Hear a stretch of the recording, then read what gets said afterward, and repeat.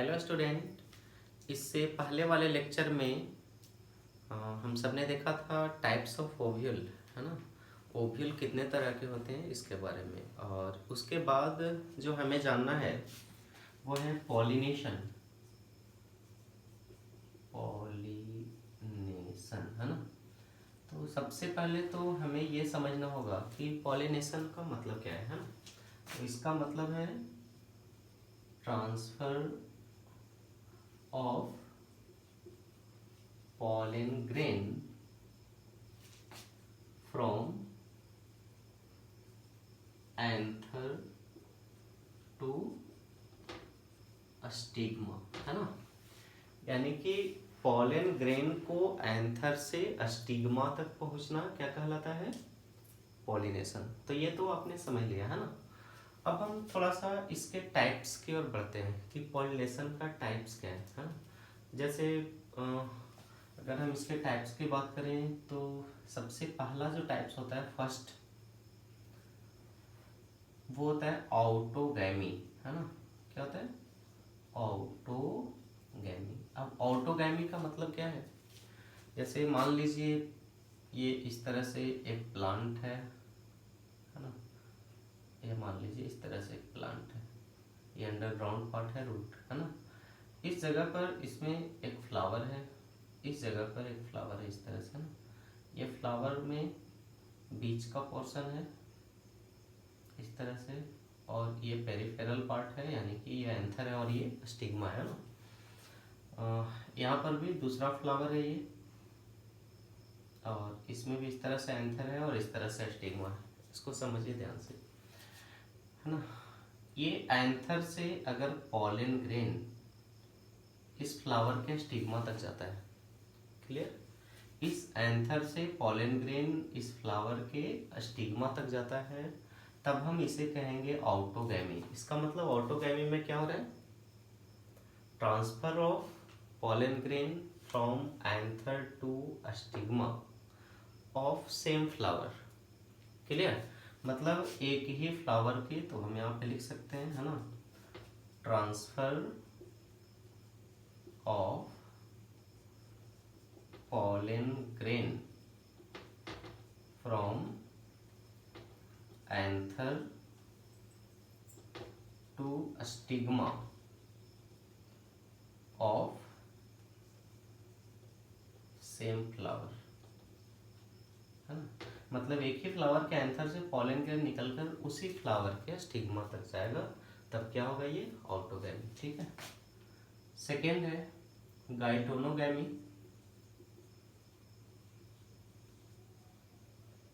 गाइटोनोगैमी में क्या होगा? जैसे मान लीजिए ये एक प्लांट है, ये इसका अंडरग्राउंड पार्ट है, इस तरह से इसमें ब्रांचेज हैं, एक फ्लावर इस लोकेशन पे है, ये इसका स्टिग्मा है, ये इसका एंथर है ना। इसी तरह से इसमें दूसरा फ्लावर है, ये एंथर है और ये स्टिग्मा है ना। तो प्लांट सेम होगा लेकिन डिफरेंट फ्लावर के बीच पॉलिनेशन। जैसे मान लीजिए इस एंथर से पॉलन ग्रेन इस फ्लावर के स्टिग्मा तक आ गया, है ना। तो कोई एजेंट के थ्रू या एयर करेंट्स जिसके थ्रू भी आए, तो ये हो गया गाइटोनोगैमी। इसमें क्या हुआ? तो transfer of pollen grain, pollen grain, है ना, from anther of one flower to stigma of another flower, है ना, ऑफ सेम प्लांट, क्लियर। मतलब गाइटोनोगैमी में प्लांट सेम होगा लेकिन फ्लावर डिफरेंट होंगे, क्लियर। थर्ड जो टाइप है वो क्या है? जेनोगैमी, या हम इसको और क्या कर सकते हैं? इसको कर सकते हैं एलोगैमी। एलोगैमी में क्या होगा? ये मान लीजिए इस तरह से प्लांट है ना। ये इसका अंडरग्राउंड रूट है। ये इसमें इस तरह से फ्लावर लगे हैं। ये इसका एंथर है। ये इसका स्टिग्मा यानी कि फीमेल रिप्रोडक्टिव यूनिट है ना। ये इस फ्लावर से अगर पॉलन ग्रेन इस फ्लावर के स्टिग्मा तक आता है, ध्यान दीजिए यहाँ पर प्लांट ही चेंज हो गया है ना, तब हम इसे क्या कहेंगे, इसको जीनोगैमी या एलोगैमी। लेकिन यहाँ पर इसको इस प्लांट से इस प्लांट तक पॉलिनेशन को लाने के लिए कुछ एजेंट्स होंगे है ना, जिसको हम क्या कहेंगे, पॉलिनेटिंग एजेंट है ना। तो पॉलिनेटिंग एजेंट के थ्रू जो है इस तरह का पॉलिनेशन होता है। तो यहाँ पे क्या होगा, transfer of pollen grain from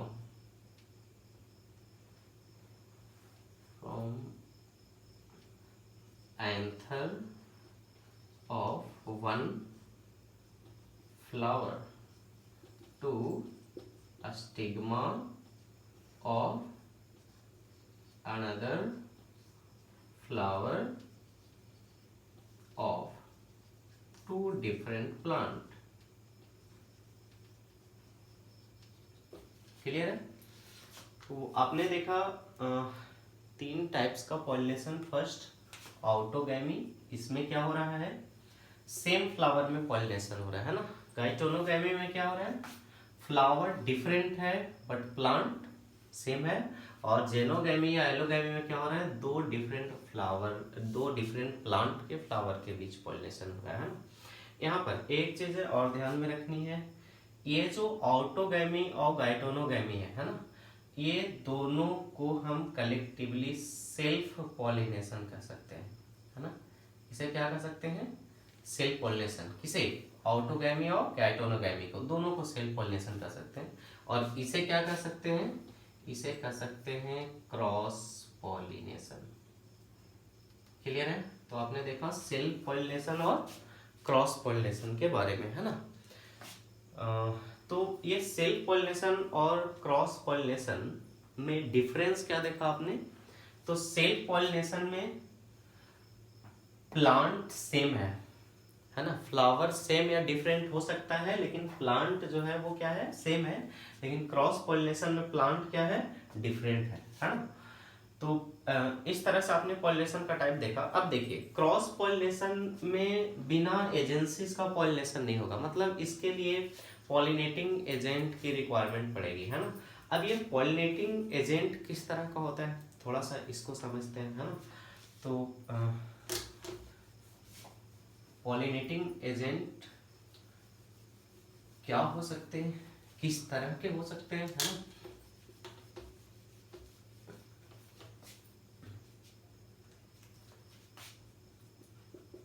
pollinating agent है ना, इसका काम क्या है, हेल्प्स इन पॉलिनेशन। पॉलिनेशन में ये हेल्प करेंगे है ना। अब देखिए ये पॉलिनेटिंग एजेंट जो है ये अबायोटिक भी हो सकता है और बायोटिक भी हो सकता है ना। अबायोटिक मतलब ये नॉन लिविंग होगा है ना, और बायोटिक का मतलब ये क्या होगा, लिविंग होगा। क्लियर है।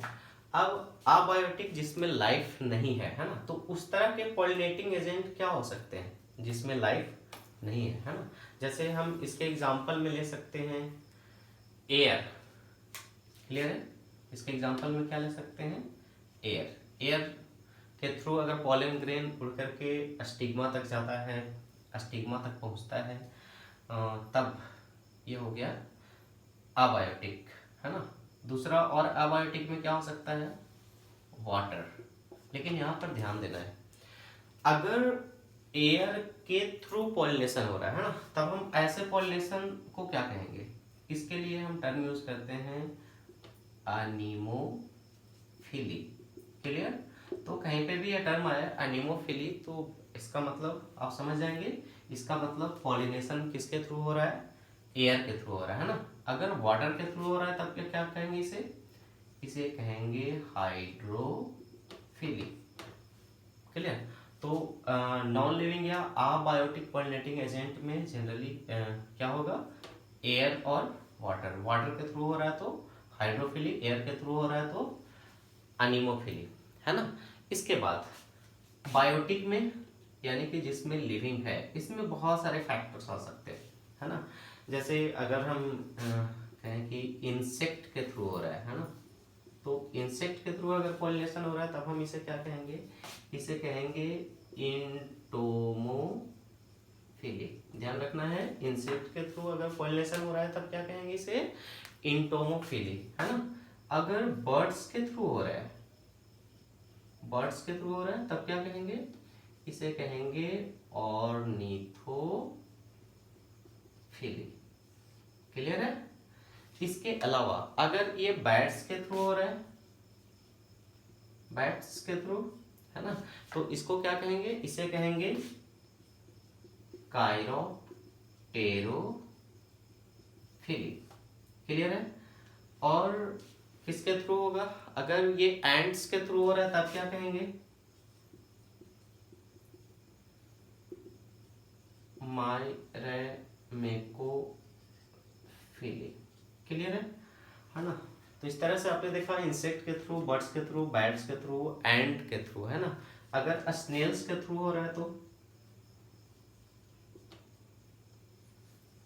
मैलेकोफिली। क्लियर। या फिर किसी और एनिमल के थ्रू हो रहा है तो हम क्या कहेंगे इसे, जूफिली। क्लियर है। तो आपने देखा पॉलिनेटिंग एजेंट के बारे में, है ना। ये अबायोटिक भी हो सकते हैं और बायोटिक भी। अगर एयर के थ्रू हो रहा है तब इसे क्या कहेंगे, एनीमोफिली। वाटर के थ्रू हाइड्रोफिली। बायोटिक में अगर किसी भी इंसेक्ट के थ्रू, है ना, चाहे वो हनी बी हो या फिर दूसरे कोई भी इंसेक्ट हो, तब इसे क्या कहेंगे, इंटोमोफिली। बर्ड्स के थ्रू ऑर्निथोफिली, बैट्स के थ्रू काइरोप्टेरोफिली, एंड्स के थ्रू मायरेमेकोफिली, स्नेल के थ्रू मेलाकोफिली और एनिमल के थ्रू जूफिली, है ना।